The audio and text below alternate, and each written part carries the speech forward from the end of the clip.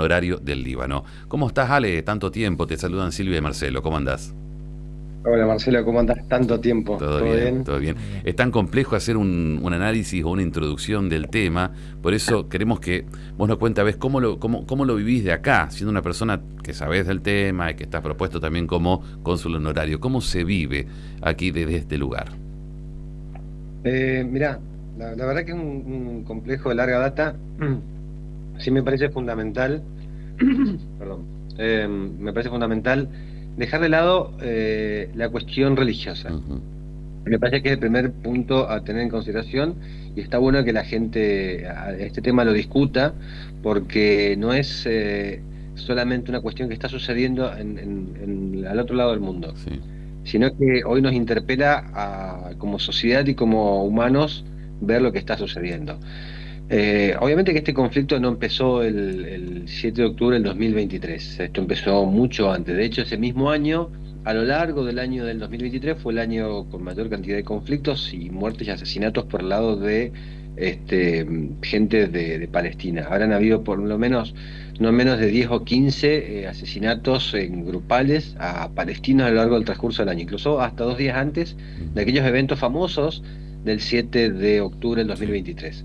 Entonces, el conflicto no empezó ese día por un ataque de Hamás a Israel. Segundo, no es un conflicto que tenga que ver también con estar en contra de los amigos de religión judía. Ujú. Sí. Eso también está bueno dejarlo en claro.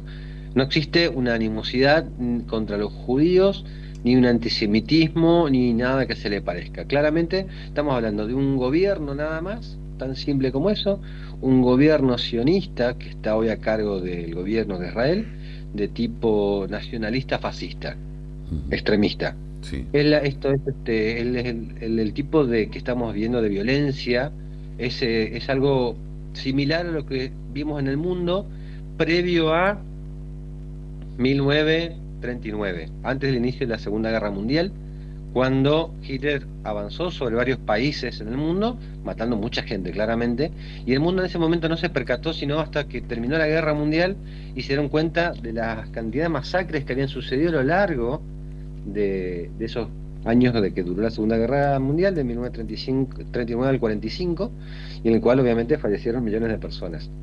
Pero también esa cantidad de muertes que hubieron a lo largo de ese conflicto bélico, estamos hablando ya de 80 años atrás, tuvo que ver con líderes de corte fascista, antidemocrático, que llevaron al mundo a ese nivel de catástrofe. Hoy estamos en el preludio de algo similar. Ujú, ujú. Estamos Sí.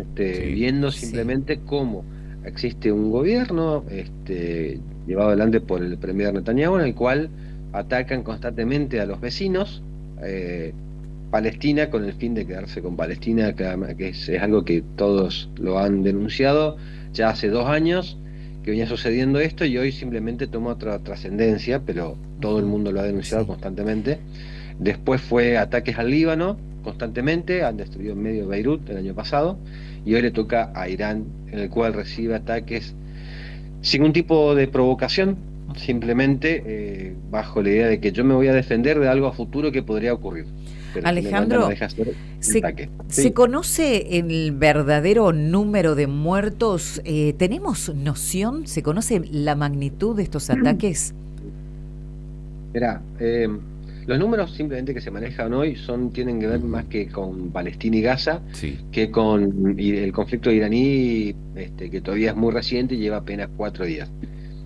Sí se habla de que hay una mínima de 70.000 en el número más benigno y la generalidad habla de 105.000 más o menos como máximo, pero esos techos también están dados de conflictos de fallecimientos hechos por solamente motivo de destrucciones de misiles o disparos, Sí. muertes Sí. violentas de ese calibre.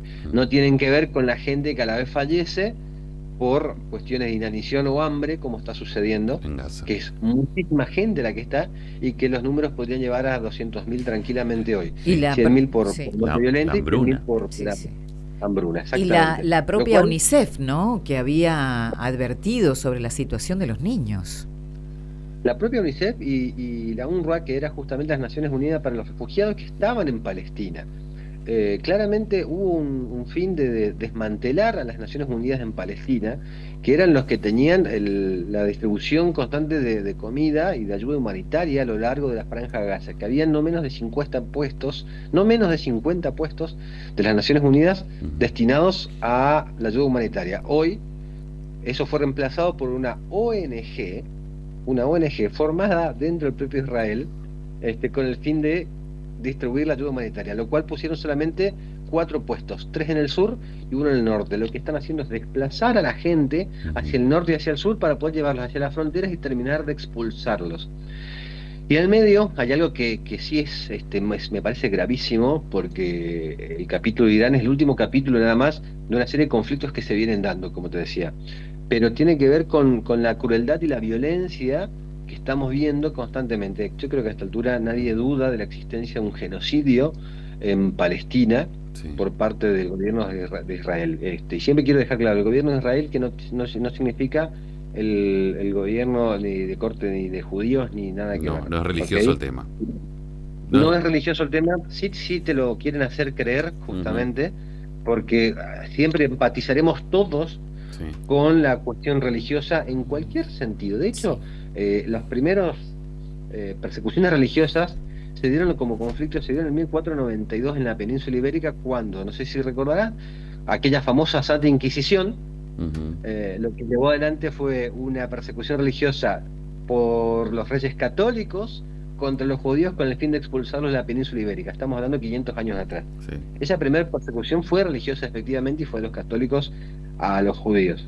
Después obviamente vino el holocausto de la guerra, Segunda Guerra, también por cuestiones netamente religiosas, pero aquí no hay una cuestión religiosa. De hecho, fíjate vos que el primer conflicto que se inicia no es de musulmanes contra judíos, sino que esto arranca en 1948 con el asentamiento del primer Estado de Israel en territorio palestino. Entonces tiene que ver con que sí hay una cuestión de ocupacionistas y ocupados. Entonces, claramente, lo que provoca es que aquel que es ocupado en un terreno se va a defender con todo lo que tenga a disposición, y lo va a pasar lo mismo a cualquier nación. Si nos tocara, no sé, hagamos un paralelismo tan simple, de que Brasil invadiera Paraguay, obviamente el paraguayo va a defender con lo que tenga, y a la vez nosotros seremos receptores posiblemente de una serie de refugiados paraguayos. Y nosotros obviamente seremos parte del conflicto indirectamente, porque estaremos recepcionando quizás a 3 millones de paraguayos, y lo tendremos por toda la Argentina. Para nosotros también significará un conflicto, porque vamos a tener que incorporar de la noche a la mañana a 3 millones de personas a nuestra sociedad, mientras ellos se defienden. O sea, es algo así también se da en Medio Oriente, y esa crueldad que te refiero es lo que lleva a que me parece que es totalmente necesario que discutamos estos temas, no solamente en un programa radio ahora como ahora, sino en las escuelas y en las universidades, porque en todos lados, de la misma manera que